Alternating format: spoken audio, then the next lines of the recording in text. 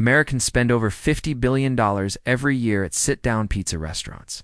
That's not delivery, not dollar slices, not frozen pies from the grocery store. This is money spent sitting at tables, paying server tips, waiting 30 to 45 minutes, and expecting a real restaurant experience. And here's the uncomfortable truth. A shocking number of sit-down pizza chains are serving food that is barely better than frozen while charging premium prices and hiding behind nostalgia, brick-oven decor, and artisan buzzwords. Some of these restaurants were once legendary. Others were built on smart concepts that collapsed under expansion. And a few are still doing pizza the right way, with real dough, real ovens, real ingredients, and real consistency. Today, we're ranking America's most recognizable sit-down pizza restaurants from absolute worst to genuinely great. This is not about cheap slices. This is not about fast food. This is about which restaurants actually deserve your time, your money, and your appetite, and which ones are coasting on reputation while serving disappointment.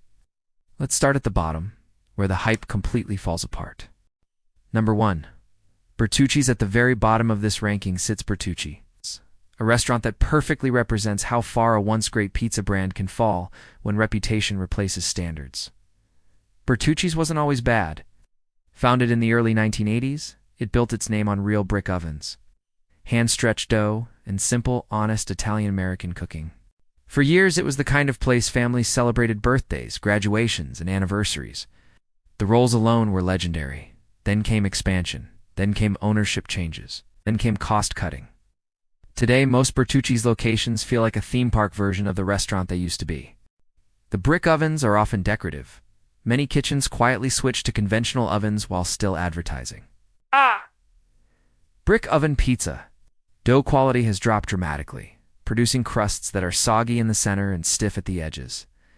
A classic sign of rushed fermentation and poor temperature control. Toppings are sparse, cheese coverage is inconsistent, and sauces taste flat and overly sweet. What makes Bertucci's especially frustrating is the price-to-quality gap. You're still paying sit-down restaurant prices, often $18, $25 for a pizza, but receiving food that feels closer to cafeteria quality. Longtime customers consistently describe the same experience. It used to be amazing. Now it's just sad. This isn't nostalgia talking. It's a textbook case of a chain that kept the branding while stripping out the craftsmanship. Bertucci's doesn't fail because pizza is hard. It fails because the company chose efficiency and margin over the fundamentals that made people care in the first place. And that's why it earns its spot at the bottom? Not as the worst pizza idea, but as the most disappointing fall from greatness. Next up, a restaurant that couldn't decide whether it wanted to be a pizza place, a beer hall, or something else entirely, and lost its identity along the way. Number 2. Old Chicago. Coming in just above the bottom is Old Chicago Pizza Plus Tap Room. A restaurant that didn't collapse overnight. It slowly lost its soul by trying to be everything at once. Old Chicago started with a clear, compelling idea. Founded in the 1970s, it aimed to bring Chicago-style pizza together with a serious beer selection. Early locations worked because pizza was still the star. Deep dish had structure, richness, and balance. The beer list was a bonus, not the main attraction. But expansion changed the priorities. As the chain grew, Old Chicago drifted into an awkward middle ground. Not quite a pizza restaurant, not quite a sports bar, not quite a craft beer destination. And when a restaurant loses focus, the food always pays the price first. The pizza today feels like an afterthought. The so-called Chicago-style pies lack what defines real deep dish. No buttery, flaky crust, no layered structure, no balance between sauce, cheese, and dough. Instead, you get thick, doughy crusts that taste bland, overloaded with cheese to compensate, and topped with overly sweet one-note sauce. It's filling, but not satisfying, the kind of pizza that makes you full before it ever makes you happy. Meanwhile, the menu ballooned.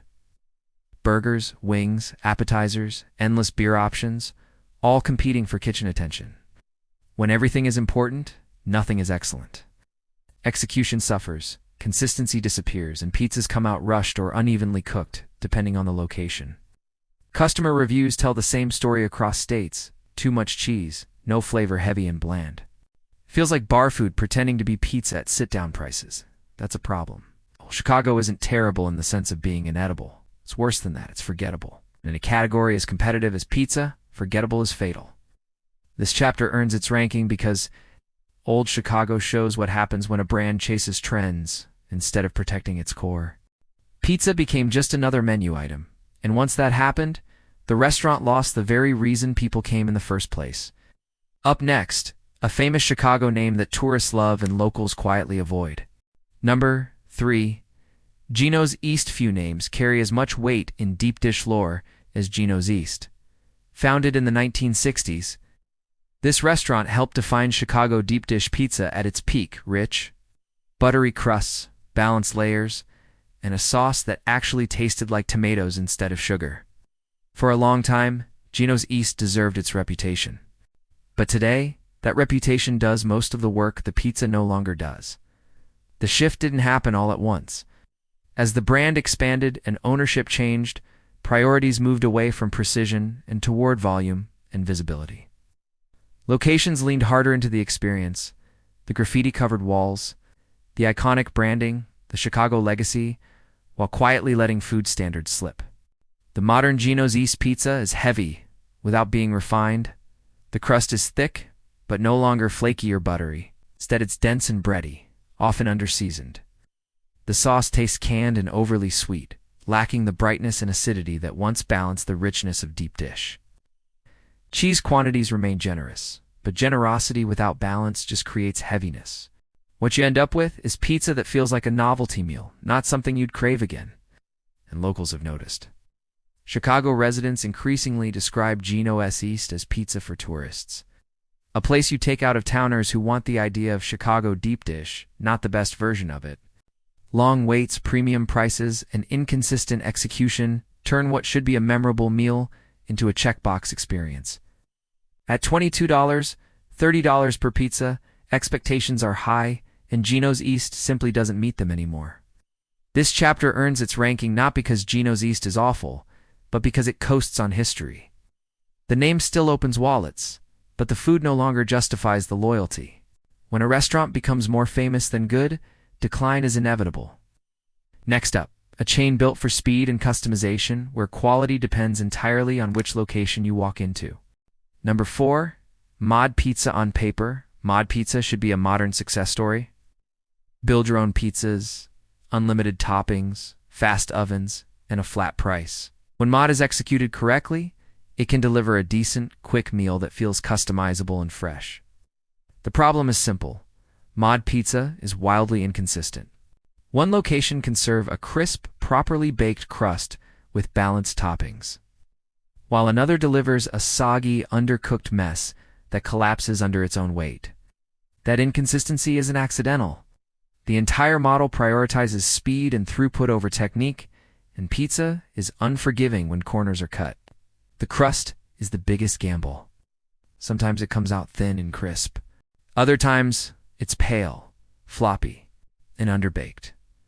Especially during rush hours when ovens are overloaded and staff are rushing pizzas through to keep lines moving, the sauce doesn't help. It lacks depth and tastes closer to seasoned tomato paste than a developed pizza sauce. It exists to move quickly, not to build flavor. Toppings are fresh, but freshness alone doesn't create harmony. Unlimited toppings often become too many toppings, overwhelming the crust and preventing proper cooking. Mod's system rewards efficiency, not restraint. Employees aren't trained as pizza makers, they're trained as assemblers. New handling, topping balance, and bake timing depend entirely on who happens to be working that shift. That means you're never ordering a known product. You're gambling on staff experience and management quality. For a fast casual concept, that's a serious flaw. Pizza needs attention, timing, and judgment. Mod treats it like an assembly line sandwich. When it works, it's fine. When it doesn't, you're left wondering why your pizza tastes unfinished. Mod Pizza earns its lower ranking, not because it's always bad, but because it can be trusted. And when you're paying sit-down or near sit-down prices, trust matters. Next, we move to a restaurant that literally invented a pizza style, but struggles to live up to its own legacy. Number 5, Uno Pizzeria and Grill. Uno Pizzeria, And grill holds one of the most important titles in pizza history. It helped invent Chicago deep dish pizza. It was founded in 1943 in Chicago. Uno wasn't just another restaurant. It created a style that became a city's identity. And that's exactly why its decline hurts more than most. At its peak, Uno understood balance. The crust was sturdy, but buttery. The cheese was rich, but not overwhelming. The sauce had brightness and depth, not canned sweetness. Today, that balance is gone. Modern Uno locations suffer from a familiar chain problem: menu bloat and diluted focus. Over the years, Uno tried to become a full casual dining restaurant instead of a pizza destination. Burgers, salads, appetizers, desserts, everything expanded except the care given to the pizza itself. The deep dish has become too heavy and too doughy. Instead of a crisp, structured base, you often get a dense slab of bread that dominates the bite. The sauce, once vibrant, now tastes flat and generic.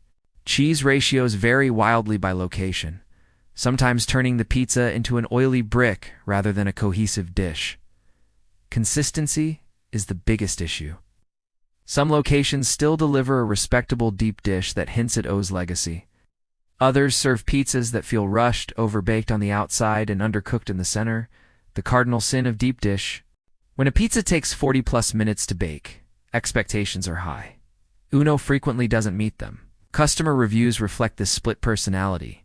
Just like I remembered nothing like Chicago deep dish, that kind of gap is deadly for a legacy brand. Uno isn't terrible, but it's no longer special, and that's worse. When you invent a pizza style, you don't get credit forever. You have to defend it.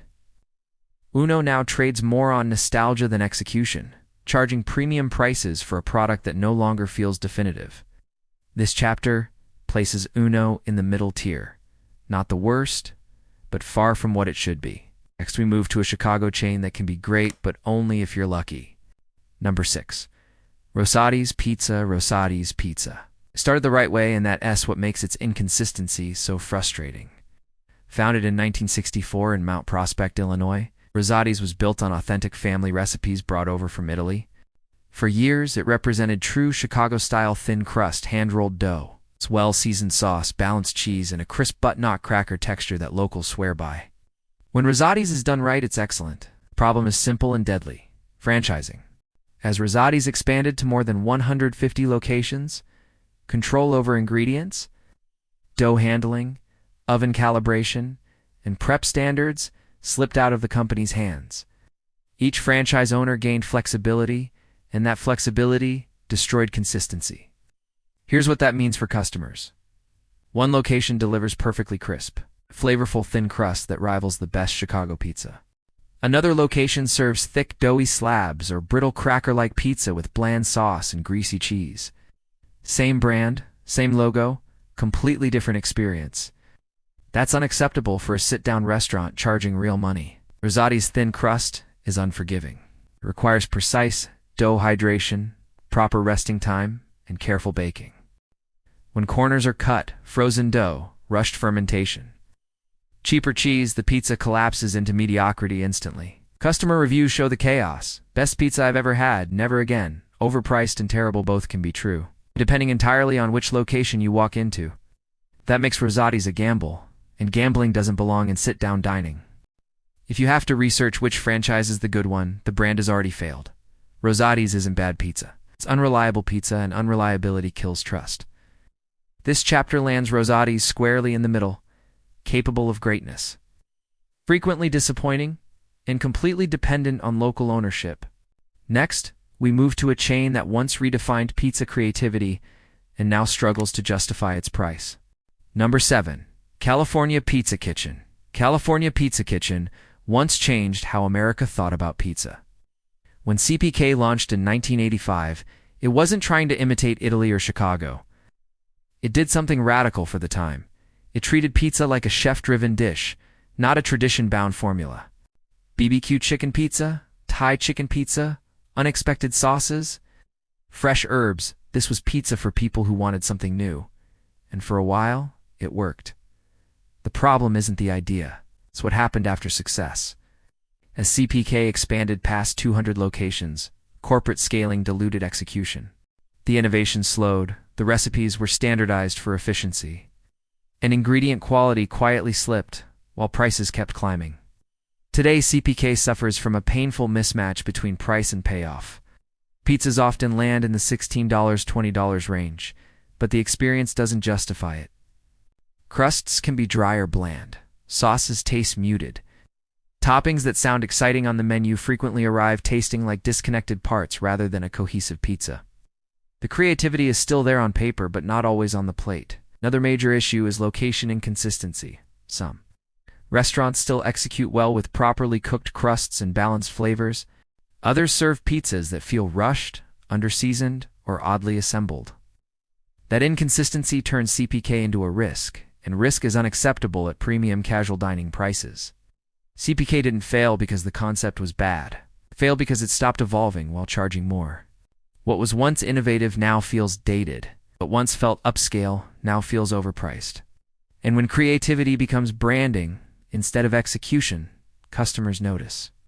California Pizza Kitchen isn't awful, but it's no longer exciting, and at its price point, that's a problem. Next, we move to a Chicago heavyweight that leans into indulgence and actually delivers. Number 8. Giordano's Docenti pretend to be subtle, and that's exactly why it works. Founded in 1974 in Chicago, Giordano's is built around one thing: stuffed pizza taken to the extreme. This isn't thin, crispy, quick-to-the-build pizza. This is a knife and fork commitment, closer to a savory pie than a traditional slice. When Giordano's is done right, it's unforgettable. The defining feature is the double crust structure. A bottom layer of dough, a massive interior of cheese and toppings, then a top crust sealed and finished with bright tomato sauce. The result is rich, filling, and unapologetically heavy, but importantly, balanced. Where many deep dish chains collapse under their own weight, Giordano's succeeds because the sauce has enough acidity to cut through the cheese, the crust stays structured instead of turning gummy. The cheese melts cleanly without becoming greasy sludge. Another key advantage: consistency. Even as Giordano's expanded beyond Chicago, they've largely maintained preparation standards. The stuffed pizza requires strict timing and technique, and Giordano's has standardized it without completely industrializing the result, something many competitors failed to do. That said, this is not everyday pizza. Cook times often exceed 40 to 45 minutes, and prices for large pies can reach $25, $30. Portion sizes are enormous, and leftovers are almost guaranteed. This is special occasion food, not a casual weeknight order. It's also not for everyone if you prefer light. Crisp pizza, you'll hate this. If you expect fast service, you'll be frustrated. If you want restraint, look elsewhere. But if you want maximum indulgence executed competently, Giordano's delivers what it promises. Unlike chains that hide behind nostalgia or marketing, Giordano's is honest about what it is. Big, heavy, indulgent pizza done with intention. In a category where many restaurants overpromise and underdeliver, Giordano's earns its place by leaning fully into its identity and doing it better than most. Next, we move into the fast casual world and see which chain finally figured out how to make speed and quality coexist. Number 9. Buddy's Pizza. Buddy, S-Pizza, ISNT, just another pizza chain hit. Missed the birthplace of Detroit-style pizza, and it shows in every bite. Founded in 1946 in Detroit, Buddy has created a style that has since been copied by hundreds of restaurants across the country.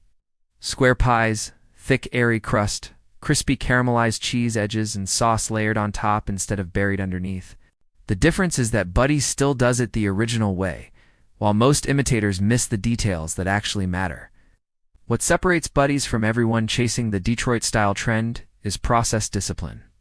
The dough is fermented properly, giving it that light, open crumb instead of dense breadiness. It's baked in steel pans that conduct heat differently than standard pizza trays, producing a crust that's crispy on the bottom, fried at the edges, and soft inside. The cheese is spread all the way to the edges so it caramelizes against the pan, not accidentally, but by design. Sauce deserves special mention. It's bright, tomato-forward, and applied after baking, preserving freshness and acidity. This keeps the pizza from becoming heavy or greasy, even though it's thick. Every component has a purpose, and nothing feels like a shortcut. Another major advantage: consistency.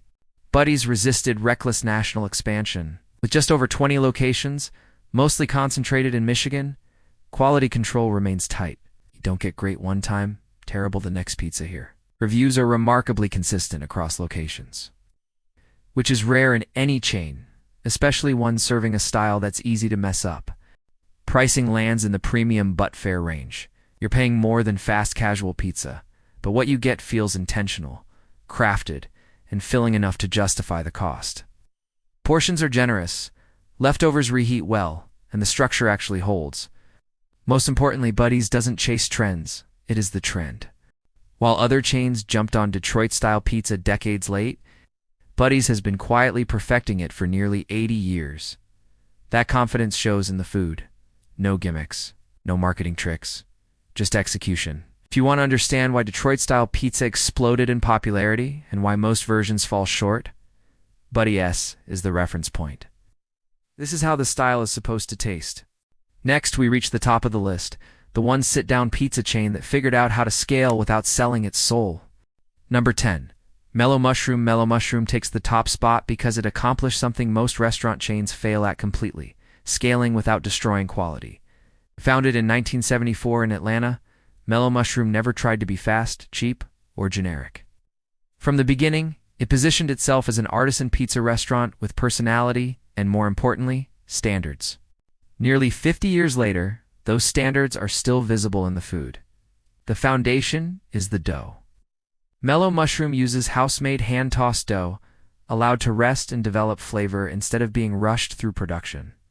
The result is a crust that's crisp on the outside, chewy inside, and flavorful enough to eat on its own, not just a delivery system for toppings. The sauce program is another differentiator, rather than bland sweet tomato bases common in chains. Mellow Mushroom uses proprietary sauce blends with real acidity, herb balance, and depth. The sauces complement the dough instead of overpowering it. Ingredient quality is where most chains collapse. Mellow Mushroom doesn't. They commit to hormone-free meats, fresh vegetables, high-quality cheeses.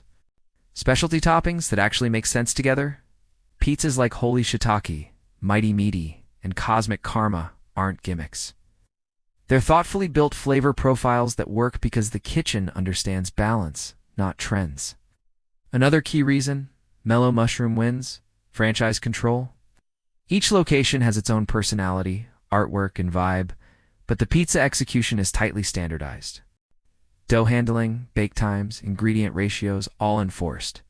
That's why you can walk into a Mellow Mushroom in Georgia, Tennessee, or Virginia and get essentially the same high-quality pizza every time. That consistency is rare. Yes, prices are higher, often $18, $25 per pizza, but the value is real. Portions are generous, ingredients justify the cost, and the experience feels intentional rather than transactional.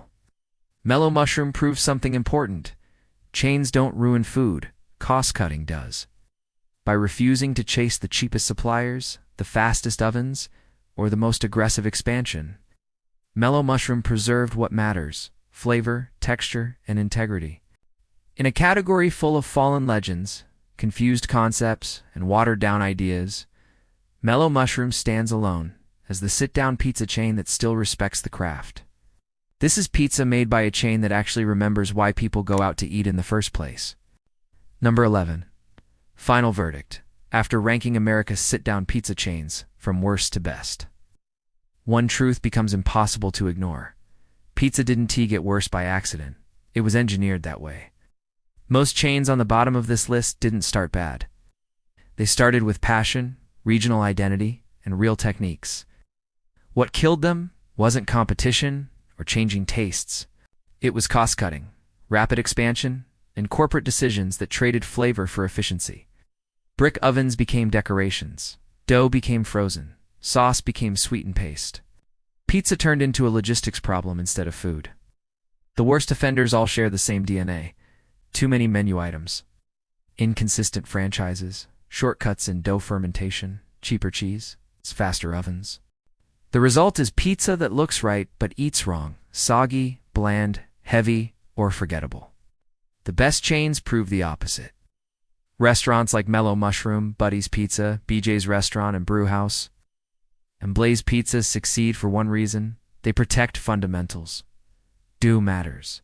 Sauce matters. Cheese quality matters. Training matters. Consistency matters. Price alone was never the problem. Paying more hurts far less than paying for disappointment. If a sit-down pizza restaurant charges restaurant prices but serves cafeteria-level food, it doesn't deserve your time, your money, or your appetite. Great pizza still exists, but only at places willing to respect the craft instead of optimizing it to death. The lesson is simple. When choosing pizza, ignore nostalgia, marketing, and hype. Follow the dough, the sauce, and the standards. That is how you avoid regret and find pizza that is actually worth sitting down for. Number 12. By now, you've seen the pattern clearly. Bad sit-down pizza doesn't happen because chefs forget how to cook. It happens because restaurants stop respecting the basics. They assume branding will carry them. That nostalgia will override taste. That customers won't notice shortcuts once they're seated, hungry, and already committed. But you do notice. You notice when the crust is soft instead of crisp. You notice when the sauce tastes sweet and flat. You notice when the cheese slides off in one greasy sheet. You notice when a $22 pizza feels worse than something you could have picked up on the way home. So here's how to never lose that money again. Rule number 1. Watch the dough. If the crust tastes bland, dense, or rubbery, nothing on top can save it. Good pizza starts days before it hits the oven, not minutes. Rule number 2. Consistency beats history. A legendary name means nothing if quality changes location to location. One great visit doesn't cancel 5 bad ones. Rule number 3. Fewer menus, better pizza chains that try to be pizza restaurants and burger joints and sports bars almost always fail at pizza. Focus matters. Rule number 4. Texture never lies. Marketing can fake words. Texture can't be faked. Crispy edges, proper chew, sauce cling, these tell the truth instantly. Rule number 5. Respect your appetite. If you're paying sit-down prices, expect sit-down quality. If a chain can't deliver that consistently, walk away. The biggest mistake people make is assuming all sit-down pizza is better than fast food. Sometimes it's worse, slower, pricier, and more disappointing.